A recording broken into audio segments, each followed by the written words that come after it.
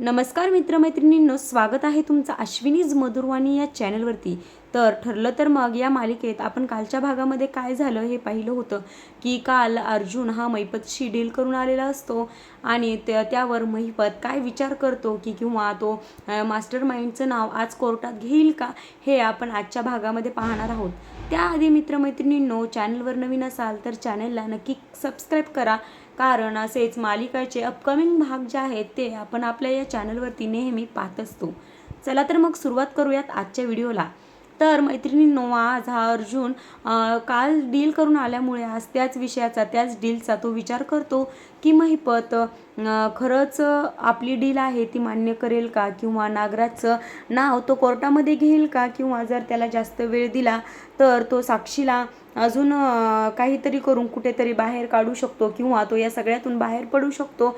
म्हणून लगेचच्या लगेच आपल्याला कोर्टाची तारीख आजच्या आज मिळाली पाहिजे असा तो विचार करतोय. तोपर्यंत इकडे सायली आहे, ती येते आणि ती म्हणते, काय आहो सगळ्यांनी नाश्ता देखील झाला पण तुम्ही खाली आलेच नाहीत.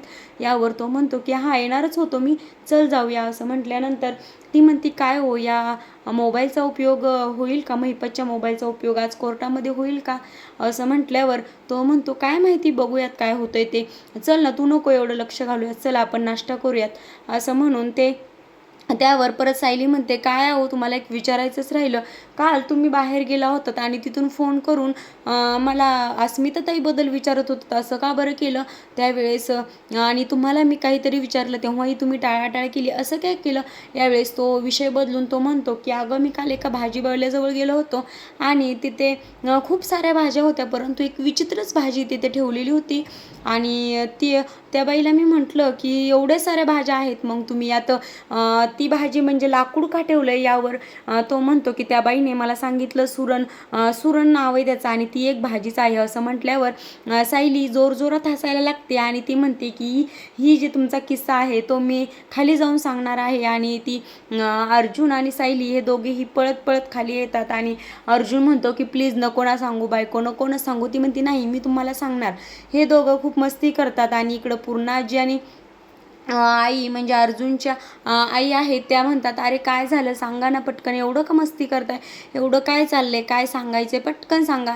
यावर लगेच सायली पटकन येते आणि म्हणते, आई तुम्हाला काहीतरी सांगायचंय. आणि ती म्हणते, हा सांग. त्यावर सायली जोरजोरात हसते आणि अर्जुन इकडे म्हणतो, प्लीज बायको अगं सांगू नको. त्यावेळेस त्याची आई म्हणते की जाऊ दे, ती नाही सांगत, अर्जुन तूच सांग. तो म्हणतो, मी नाही सांगणार, पण मी माझ्या बायकोला देखील सांगू नाही देणार. त्यावर ती म्हणते की नाही आई, ह्यांनी काल एका बाईजवळ गेले होते, भाजीवालीजवळ, आणि तिथं सुरण ठेवलेलं होतं. तिला ते म्हणतात की इथं तुम्ही लाकूड का ठेवले. असं म्हटल्यावर ह्या सगळ्याजणी म्हणजे पूर्णाजी आणि ती अर्जुनची आई आणि सायली ह्या तिघीजणी जोरजोरात हसायला लागतात. त्यावेळेस अर्जुनची मज्जा करायची म्हणून सायली त्याला डोळे बंद करण्यासाठी सांगते आणि ती सुरणची जी भाजी आहे ती आणि एक लाकूड जे आहे ते दोन्हीही जवळ आणून ठेवते. आणि त्यावेळेस परत ती अर्जुनला डोळे उघडायला सांगते. मग अर्जुन डोळे उघडतो आणि इकडे बघतो तर त्याने एक सुरण आणि लाकूड असं दोन्ही त्याच्यासमोर ठेवलेलं असतं. आणि ती म्हणते की आता ओळखा बघू, यातलं सुरणची भाजी कोणती आणि लाकूड कोणतं आहे. त्यावर तो कन्फ्यूज होतो आणि म्हणतो, ही सुरणची भाजी आणि हे लाकूड. त्या परत जोरजोरात हसायला लागतात. मग तो म्हणतो, नाही ही भाजी आणि हे लाकूड. मग ते असंच चालू असतं. तोपर्यंत मज्जा मस्ती चालू असते. तोपर्यंत तन्वीचा जोरजोरात आवाज येतो की या लवकर सगळेजण बाहेर या, बाहेर या. असं ती जोरजोरात ओरडायला लागते. मग सगळेजण शांत होतात आणि म्हणतात की हिला काय झालं ओरडायला. ती म्हणती, पूर्णाजी विचारते, काय झाले तन्वी, कशाला एवढा ओरडा करतेस. ती म्हणते, थांब पूर्णाजी, आधी सगळ्यांना येऊ दे. आणि मग सगळेजण आल्यावर ती म्हणते की माझ्या रूममध्ये कोणी जाण्याचा प्रयत्न केला, किंवा माझ्या रूममध्ये जाण्यासाठी मी सगळ्यांना मनाई केली होती, तरी देखील माझं कपाट कोणी बघितलं आणि कोण आमच्या रूममध्ये गेलं होतं. असं म्हटल्यावर तिची सासू आहे म्हणजे अश्विनची आई जी आहे ती म्हणते की अगं तुला साधी कामवाली साफसफाई करणारी देखील तुझ्या रूममध्ये आलेली चालत नाही, मग आम्ही कशाला जाऊ तुझ्या रूममध्ये, आमच्यात कोणच गेलेलं नाही. त्यावेळेस ती म्हणते, नाही कोणीतरी माझ्या रूममध्ये गेलेलंच होतं, कारण माझे कपडे सगळे इकडे तिकडे पडलेले होते. त्यावर तिची सासू म्हणते की अगं तू साफसफाई करायला जाऊन देत नाहीस आणि तुझेच कपडे सगळे अस्ताव्यस्त पडलेले असतात. त्यावर रविराज म्हणतो की माझा तर हिच्या बोलण्यावर काही विश्वासच नाही. अर्जुनही म्हणते तू काहीही काय बोलत असशील, तू कशाला जाशील तिकडे, आणि ही सगळं सायलीकडे बघून ती बोलत असते. मग सायली म्हणते की मला माहिती आहे तू माझ्याकडे बघूनच सर्व गोष्टी बोलतेस, परंतु मी तुझ्या रूममध्ये गेलेली नाही. आणि मग पुन्हा आजी विचारते एवढा आरडाओरडा करतेस तर तुझं हरवलं तरी काय, काही गोष्ट गेली आहे का तुझी, म्हणजे तुझं काही वस्तू गेली आहे का. तर ती म्हणते काही गेलेलं नाही, परंतु माझ्या कपाटला हातच का लावला यावर. ते म्हणतात की कोणीच हात लावलेला नाही. आणि प्रतिमाही तिथे असते. ती म्हणते की उगाचच आरडाओरडा करते, कोणीही तुझ्या रूममध्ये गेलेलं नाही आहे. असं म्हटल्यावर ते म्हणतात की अर्जुनही म्हणतो तुझ्या रूममध्ये काय गेलंय ते तरी सांग ना, मग आपण शोध घेऊया किंवा कोण आलं असेल तर ते आपण बघूयात. असं म्हटल्यानंतर ती म्हणते नाही, पण कोणीतरी माझ्या रूममध्ये गेलंय हे मी पूर्ण खात्रीशीरपणे सांगू शकते. असं म्हटल्यावर रविराजही म्हणतो की हिच्या बोलण्यावर कोणीही विश्वास ठेवू नका. त्यावर अश्विन म्हणतो की असं कसं काय म्हणू शकताय तुम्ही. तर मग अर्जुन म्हणतो की अश्विन तूही तिशीच बाजू घेतोयस. त्यावेळेस तो म्हणतो की मी कोणाची बाजू वगैरे काहीही घेत नाही, परंतु ही जर म्हणते ना माझ्या रूममध्ये कोणी आले असेल तर मग सांगा ना कोण गेलं होतं का तिच्या रूममध्ये. असं म्हणून ती म्हणते. नंतर तन्वी म्हणते की जाऊ द्या, माझ्यावर कोणच विश्वास ठेवत नाही, आणि मग ते आतमध्ये निघून जाते. आणि परत इकडे मग हे सर्वजण म्हणतात की तन्वी उगाचच आरडाओरडा करते, हिच्या स्वभावाला कोणी काही औषध आहे का नाही किंवा हिच्या स्वभावावर काही आहे का नाही, असं हे सगळेजण बोलत असतात.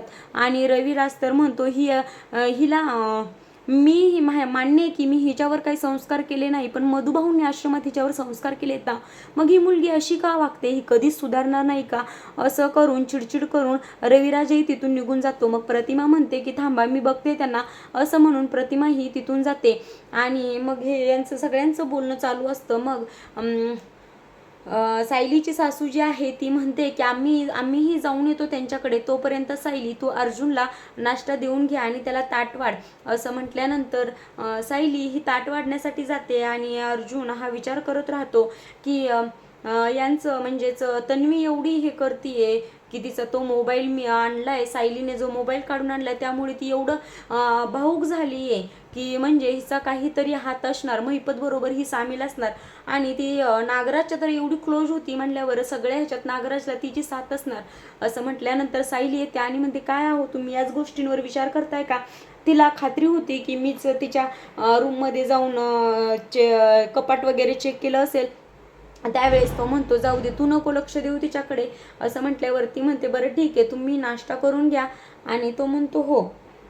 त्यावर सायली म्हणते की तिने माझ्यावर कितीही संशय घेतला आणि काहीही केलं तरी मी तन्वीवरचा माझा डोळा हटूच देणार नाही, मी तिच्यावरची नजर हटूच देणार नाही, कारण की मला माहिती आहे ती काहीतरी चुकीचं वागते. आता दुसरीकडे मात्र अश्विन हा बाहेर तिची बाजू घेतो, परंतु आतमध्ये गेल्यावर तिच्यावर खूप ओरडतो की तुझी काही गरज होती का एवढी ड्रामा क्रिएट करायची किंवा पूर्ण आजी समोर जाऊन एवढी आरडाओरडा करायची, तुझी कोणतीही वस्तू गेली नाहीये ना, मग तू एवढा का आरडाओरडा केला. त्यावर ती म्हणते की माझी साधी लिपस्टिकही कोणी घेऊ शकत नाही आणि का माझ्या कपाटला हातच का लावला, म्हणजे माझी प्रायव्हसी वगैरे आहे का नाही, असा ती आवाज त्याच्यावर चढवायला लागते. आणि नंतर स्वतःच म्हणते की नाही तन्वी तू शांत हो, तुला अश्विनवर आवाज चढून चालणार नाही, कारण तोच तुझा एकटा पाठीराखा आहे, बाकी तुझ्यावर कोणीही विश्वास ठेवत नाही.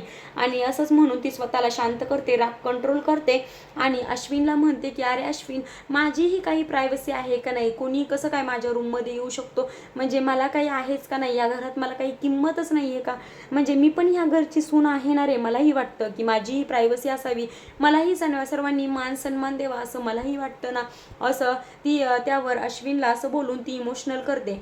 आता इकडे दुसरीकडे मात्र महिपत हा विचारात असतो की अर्जुनने माझ्याशी डील केली म्हटल्यावर तो साक्षीला काही करेल का, आणि त्यांनी खात्रीशीर सांगितलं की मी तुमच्या दोघांनाही व्यवस्थित बाहेर काढेल, परंतु माझा त्याच्यावर विश्वास नाही, कशावरून तो माझ्या मुलीला वाचवेल असा तो विचार करत असतो. आणि ती डील मान्य करावी का नाही असाही विचार त्याच्या डोक्यात चालू असतो. त्यावेळेस तेवढ्यातच तो बनसोडेला आवाज देतो, म्हणजे तिथं जो वकील जेलर जो कोणी असतो त्याचं नाव बनसोडे असतो, आणि त्याला तो आवाज देतो की बनसोडे इकडे ये. आणि आल्यानंतर तो म्हणतो की माझं एक काम करायचं, एका ठिकाणी चिठ्ठी नेऊन द्यायची, तू आयुष्यात मालामाल होशील. असं म्हटल्यावर ते पोलीस देखील ठीक आहे असं म्हणतो, आणि तो त्याच्याकडनं पेन आणि एक पेज आहे ते काढून घेतो आणि त्यावर काहीतरी लिहायला लागतो की जेणेकरून ती चिठ्ठी साक्षीपर्यंत पोहोचली जाईल असा विचार त्याच्या डोक्यात असतो. तोपर्यंत इकडे जो नागराज आहे तो त्याला खुणवतो की ए महिपत असं करून त्याला आवाज देतो आणि महिपत त्याच्याजवळ जातो आणि तो नागराज महिपतला म्हणतो की अरे असल्या चिठ्ठ्या वगैरे काय लिहित बसलायस, तुला माहिती आहे का, बघ माझ्याकडे मोबाईल आहे मोबाईल, असं म्हणून तो मोबाईल दाखवतो आणि म्हणतो तुला जे काही पाहिजे, ज्याला कोणाला भेटायचं किंवा जे काही ऑर्डर करायचं ते कर की माझ्या मोबाईलवरून, कशाला एवढा विचार करतोयस असं म्हटल्यावर महिपत त्याच्याजवळ येतो आणि त्याच्याकडून तो मोबाईल घेतो आणि मग नंतर त्याच्यापासून लांब जाऊन साक्षीला कॉल करतो आणि साक्षीला म्हणतो, साक्षी बाळा तू आत्ताच्या आत्ताच इथून हे शहर सोडून निघून जा, तुझा मोबाईल सर्व काही कोणालाही काही सांगू नको आणि मोबाईलही तुझा पूर्णपणे बंद कर आणि हो बाळा माझी तर काळजी करणं त्याहूनही बंद कर, कारण तुझा बाप हा अतिशय व्यवस्थित आहे आणि तो जोपर्यंत आहे तोपर्यंत त्याच्याही जीवाला तो काही होऊ देणार नाही आणि तुझ्याही जीवाला तो काहीच होऊ देणार नाही, परंतु तू एक कर, आत्ताची आत्ता या क्षणी इथून गायब हो आणि कुठेतरी लांब निघून जा, तू कोणाच्याही नजरेला पडली नाही पाहिजेस असं तो म्हणतो. मग त्यावर साक्षी ही निघून जाते. आता इकडे साक्षीच्या रूमवर सचिन राहत असतो आणि तो झोपेतून उठून बाहेर येतो आणि सॅम सॅम असं करून तो साक्षीला जोरजोरात आवाज द्यायला लागतो आणि त्यावेळेस त्याच्या लक्षात येतं की अरे रात्रीपासून साक्षी घरी आलेली नाही, मग ती गेली कुठं. आणि त्याला आठवतं की एके दिवशी साक्षी राग खूप काही खुर्च्या वगैरे सर्व काही फेकून देत होती, ह्या गोष्टी त्याला आठवतात आणि त्याला विचार येतो की ती मला सोडून वगैरे गेली असेल का. मग तिला तो फोन ट्राय करायला लागतो, 2-3 वेळा फोनही करून बघतो परंतु तिचा फोनही लागत नाही, बंद सांगतो. मग तो खूपच विचारात येतो आणि ती सोडून वगैरे गेली असेल का असा तो विचार करत असतो. आता इकडे दुसरीकडे मात्र चैतन्याने अर्जुनला कोर्टाची जी तारीख आहे आजची ती मिळवून दिलेली असते आणि नागराज हा अर्जुनला म्हणतो की काय अरे अर्जुन, मी एवढं काय तुझं वाईट केलंय की तू माझ्यावर एवढं लक्ष देतोयस आणि माझी जी एवढी एमर्जन्सीची तारीख घेतली आहेस तू, मी काय वाईट केलंय तुझं की तू माझ्या एवढं मागं लागलायस. त्यावर अर्जुन म्हणतो की तू जोपर्यंत तुझे सर्व गुन्हे कबूल करत नाहीस तोपर्यंत मी तुझ्या मागं लागणार आणि तू कसा जेलमध्ये सडत नाहीस हेच मी बघणार, कारण तुझ्या शेवटच्या श्वासापर्यंत मला तुला जेलमध्ये सडताना बघायचं आहे असं अर्जुन त्याला सांगतो. त्यावर याचा वकील जो आहे म्हणजे नागराजचा जो वकील आहे तो म्हणतो, अर्जुन सर मीही वकील आहे, तुम्ही माझ्या क्लायंटला असं बोलू शकत नाही. यावेळेस अर्जुन आहे तो म्हणतो तुमच्या क्लायंटने काय काय केलं हे सर्व मला माहिती आहे आणि तो नागराजला म्हणतो की तुझ्या प्रत्येक गुन्ह्याचे पुरावे जे आहेत ते माझ्याकडे आहे आणि तुझा जो मेन एक्का आहे, जो हुकमाचा एक्का आहे तो देखील माझ्याकडे आहे असं म्हटल्यानंतर तोही खूप नागराज जो आहे तो खूप घाबरतो. आता इकडे महिपत देखील आलेला असतो, महिपतलाही कोर्टामध्ये पोलीस घेऊन आलेला असतात आणि त्याला अर्जुन भेटतो आणि म्हणतो काय महिपत डीलचा काय विचार केलास की नाही, पण एक लक्षात ठेव, विचार करताना तुझा आणि तुझ्या मुलीचा विचार कर आणि मगच डीलला होकार दे असं तो म्हणतो. आणि तो म्हणतो की काय तुला बोलायचे, काय उत्तर जे द्यायचं आहे ते चैतन्यालाच दे, कारण माझं काहीतरी इमर्जन्सी काम आहे.